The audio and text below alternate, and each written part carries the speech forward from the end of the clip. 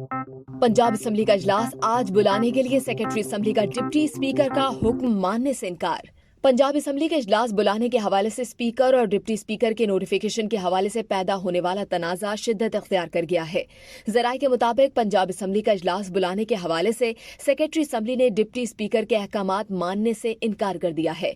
ज़राए secretary assembly का कहना है कि इजलास का नोटिफिकेशन 16 अप्रैल का है, उसे ही माना जाएगा। ज़राए सेक्रेटरी असम्बली का कहना है कि सादा कागज पर इजलास कभी नहीं बुलाया गया, इजलास बुलाने के लिए गज़ट नोटिफिकेशन करना पड़ता है। याद रहे कि डिप्टी स्पीकर पंजाब असम्बली दोस्त मोहम्मद मजारी ने गुज़िश्ता रोज पहले 6 अप्रैल को होने वाला इजलास 16 अप्रैल को बुलाने का एलामिया जारी किया और फिर रात देर गए इजलास की तारीख दोबारा तब्दील करते हुए 6 अप्रैल कर दी गई। मुस्लिम लीग काफ ने डिप्टी स्पीकर पंजाब असम्बली की जानिब से इजलास 6 अप्रैल को बुलाने का फैसला मानने से इनकार कर दिया है।